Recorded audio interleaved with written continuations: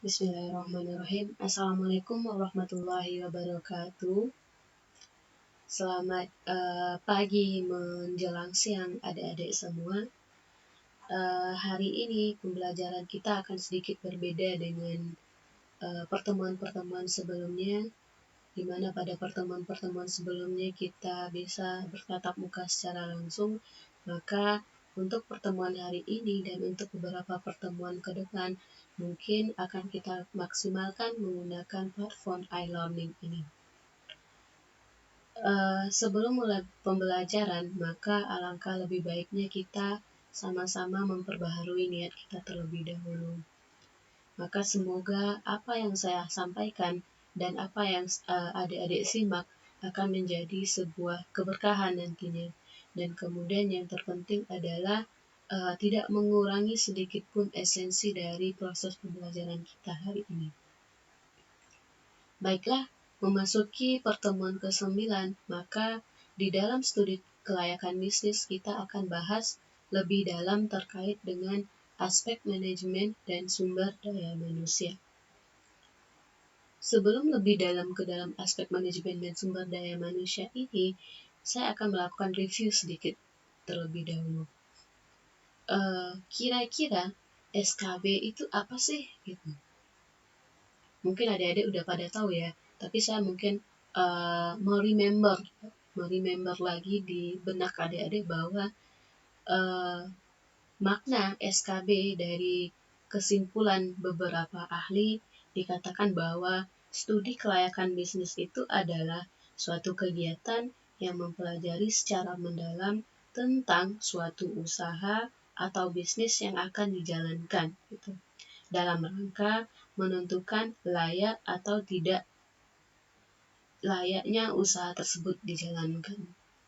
Maka tujuan utama dari SKB ini adalah untuk melihat apakah rencana bisnis kita atau perkiraan bisnis kita layak atau tidak untuk direalisasikan.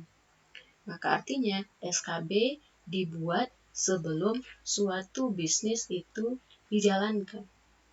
Benar ya? Kemudian SKB ini dibutuhkan oleh siapa saja sih gitu, atau lembaga-lembaga apa saja yang sangat memerlukan studi kelayakan bisnis. Nah, banyak.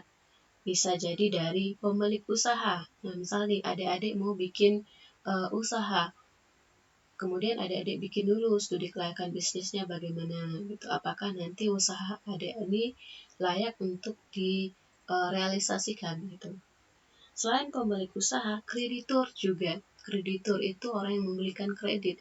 Biasanya pemilik usaha akan menawarkan yang namanya atau meminta penawaran kredit untuk usahanya. Kemudian si kreditur mencoba membuat studi kelayakan bisnis bagi si pemilik usaha. Tujuannya adalah apakah usaha ini memang layak dijalankan, sehingga kalau layak dijalankan kreditur bisa mendanai usaha tersebut. Kalau misalkan tidak layak, jadi jangan sampai dana yang diberikan oleh kreditur ini menjadi sia-sia saja. Gitu. Selain itu, pemerintah juga memerlukan yang namanya studi kelayakan bisnis. Ya. Untuk beberapa proyek-proyek pemerintah itu juga memerlukan studi kelayakan bisnis. Dan di samping itu juga ada masyarakat luas, kemudian ada manajemen di dalam suatu perusahaan juga sangat memerlukan yang namanya studi kelayakan bisnis. Nah, kira-kira aspek-aspek penilaian bisnis apa saja yang akan menentukan suatu bisnis itu bisa dikatakan layak atau tidak? Nah, 7 pertemuan sebelumnya adik-adik sudah bahas beberapa, misal ada aspek hukum, ada aspek pasar dan pemasaran, ada aspek teknis, teknologi, atau aspek operasi. Nah, dari sisi hukum, apa yang akan kita nilai? Di sini kita akan menilai yang namanya kelengkapan dan keabsahan dokumen perusahaan, mulai dari bentuk usaha yang akan kita jalankan, serta izin-izin yang dimiliki. Jika surat-surat ini sudah kita miliki, maka secara hukum bisnis kita layak untuk dijalankan.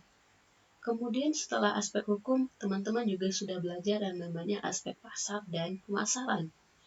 Nah, aspek pasar dan pemasaran ini kita melihat konsumen atau kalau dia perusahaan jasa berarti pelanggan dari usaha yang akan kita buat gitu. Nah, di aspek pasar dan pemasaran kita melihat apakah usaha yang akan kita lakukan ini dapat melakukan investasi di Sindau dari segi pasar dan juga pemasaran, dan apakah usaha kita ini memiliki peluang pasar yang sangat baik gitu. Kemudian setelah aspek pasar dan pemasaran, teman-teman juga sudah belajar tentang aspek teknis dan juga teknologi atau aspek manajemen operasi gitu ya. Di sini kita bahas mengenai lokasi usaha. Kira-kira lokasi usahanya di mana? Apakah nanti strategis nggak lokasinya? Kemudian penentuan tata letaknya, layout gedungnya, layout mesin, dan segala macam. Nah, itu juga diatur sedemikian rupa di aspek teknis dan operasi.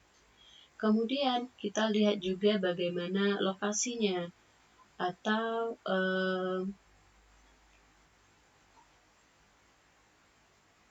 apakah dekat dengan pasar atau dekat dengan bahan baku, dan semuanya itu dibahas di aspek teknis dan operasi.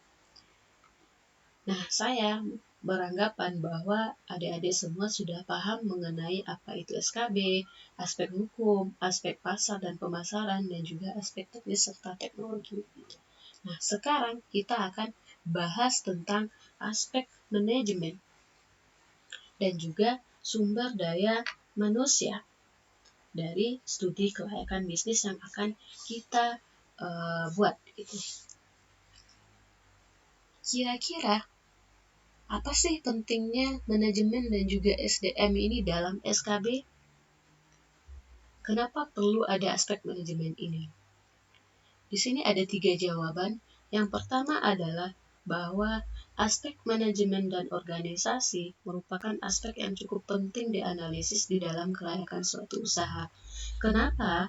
Karena walaupun suatu usaha telah dinyatakan layak untuk dilaksanakan, tapi tanpa didukung dengan manajemen dan organisasi yang baik, maka ada kemungkinan usaha tersebut mengalami yang namanya kegagalan gitu. Sebagaimana yang kita ketahui bahwa manajemen itu adalah proses atau seni dalam mengatur. Maka ketika tidak ada yang mengatur bisnis kita, maka kemungkinan besar bisnis itu tidak berjalan juga akan besar. Itu adalah alasan pertamanya kenapa penting. Kemudian, alasan kedua adalah baik menyangkut masalah SDM maupun masalah rencana perusahaan secara keseluruhan haruslah disusun dengan tujuan perusahaan. Nah, tujuan perusahaan ini akan lebih mudah tercapai jika memenuhi tahapan-tahapan atau kaidah-kaidah dalam proses manajemen. Adik-adik sudah tahu kan apa saja proses tahapan-tahapan dalam manajemen? Ada 4 ya fungsi manajemen POAK gitu. Ada planning, ada actuating, ada planning, ada organizing, ada actuating, dan ada controlling. Nah, kemudian proses manajemen atau kaidah-kaidah ini akan sangat tergambar dari masing-masing fungsi yang ada di dalam manajemen. Kemudian yang ketiga, masing-masing fungsi tidak dapat berjalan secara sendiri-sendiri, baik itu hukum, ekonomi, pasar, operasi, manajemen, lingkungan, dan keuangan adalah bersifat saling melengkapi gitu atau mutually eksklusif. Jadi di sana fungsi-fungsi ini akan bekerja secara berkesinambungan. Ketika satu aspek hilang, maka studi kelayakan bisnis tersebut bisa dikatakan tidak layak gitu. Karena ada beberapa aspek atau satu aspek saja yang tidak masuk di dalam penilaian layak atau tidaknya gitu ya.